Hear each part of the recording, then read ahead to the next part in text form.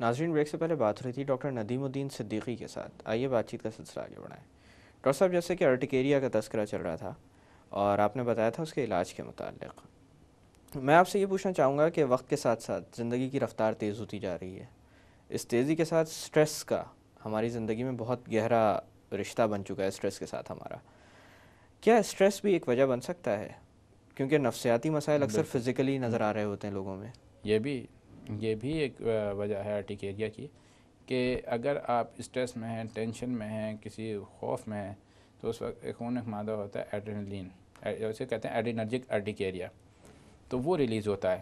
اور تقریباً 15-20 منٹ بعد آپ کو جب بھی دیکھیں کسی ٹینشن کا آدمی شکار ہو جائے تو اس کو کھجلی بھی شروع ہو جاتی ہے بعض لوگوں کو، تو جی. دوڑے پڑ جاتے ہیں. تو وہ اسٹریس انڈیوس ارٹیکیریا جو ہے کہا جاتا ہے. اور یہ ہوتا ہے بعض، اب تو مطلب یعنی اتنا بھی وہ دیکھا گیا کہ چلیں آپ کو ٹینشن ہے، اگر آپ کو کوئی شخص ناگوار لگتا ہے تو اس کو دیکھ کر بھی آپ کو ددوڑے پڑ سکتے ہیں اور کھجلی ہو سکتی ہے. یہ بھی اسٹریس انڈیوس ارٹیکیریا کہ وہ کیا آ گیا، یہ اس نے جو ہے نا سخت ناگواری کا احساس، آپ اس کو منہ پر کچھ نہیں بول سکتے، آپ کچھ نہیں مطلب کر سکتے ہیں، تو آپ اپنے جسم کو جو ہے نا وہ کھجانا شروع کر دیتے ہیں، آپ کے جسم پہ دوڑے پڑ جاتے ہیں، یعنی آپ اپنا وہ جو ہے نا اسٹریس نکال نہیں سکتے ہیں باہر.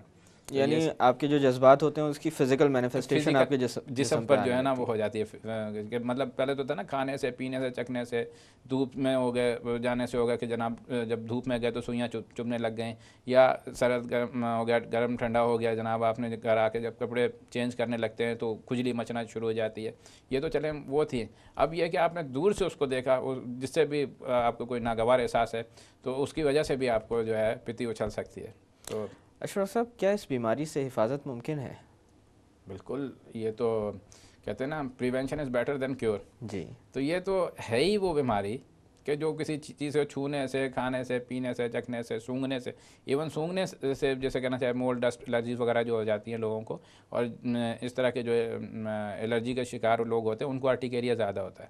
تو اگر مطلب ہر شخص کو اپنا پراپر، جیسا میں نے پہلے کہا کہ پتہ ہو کہ مجھے اس چیز سے ہے، تو وہ اس چیز کو اوائڈ کرے. ٹھیک ہے نا. پھر ایک ڈائری مینٹین کرنی پڑتی ہے اس میں، کہ آپ کی نے کیا کھایا صبح میں، دوپہر میں، رات میں.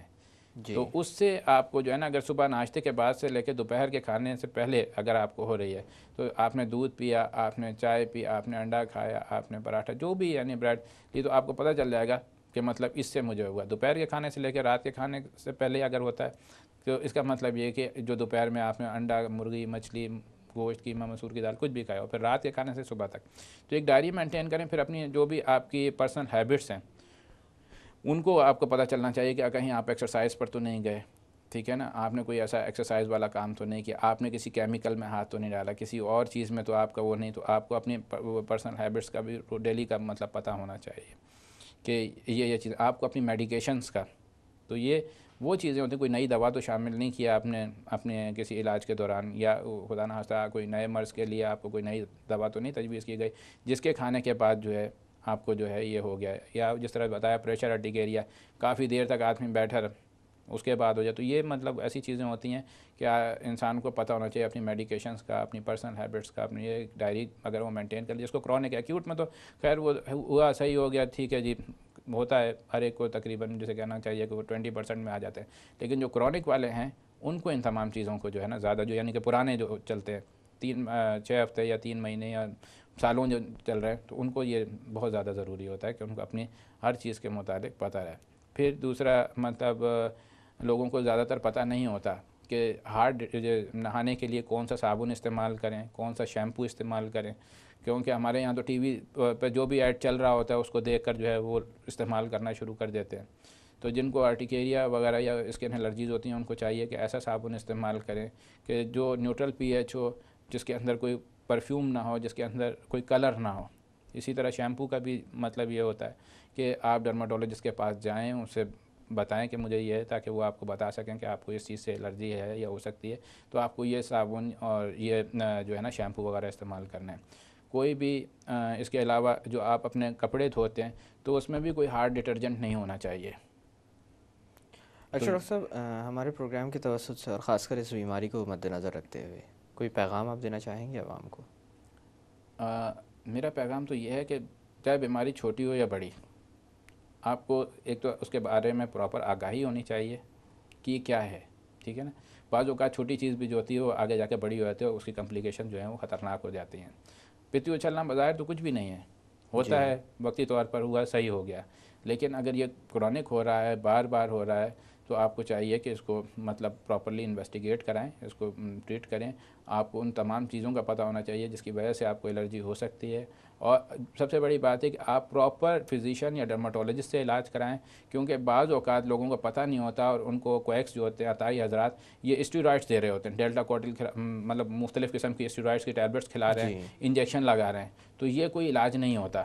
اس سے پتہ چلا کہ آپ کو ارٹیکیریا تو ہے ہی ہے, لیکن اس کے ساتھ ایک اور بیماری, اور وہ مطلب پرولونگ, جی ہم تو 6 مہینے سے کھا رہے ہیں, سال سے کھا رہے ہیں, تو پتہ چلا کہ آپ کو اس سے جو ہے شوگر بھی ہو سکتی ہے, اس سے آپ کو بلڈ پریشر بھی ہو سکتا ہے, اور مطلب آپ کی ہڈیاں بھی کمزور ہو رہی ہیں, آپ کو معدے کا السر ہو رہا ہے. بہت ساری جو کرونک اگر آپ اسٹیرائڈ لے رہے ہیں لمبے عرصے سے, تو اس کے ساتھ ساتھ آپ کو یہ بیماریاں بھی شروع ہو جائیں گے. تو سب سے پہلے تو آپ کو پتہ ہونا چاہیے آپ کا فزیشین کوالیفائڈ ہے, آپ کا ڈرماٹولوجسٹ کوالیفائڈ ہے جو آپ کا علاج کر رہا ہے.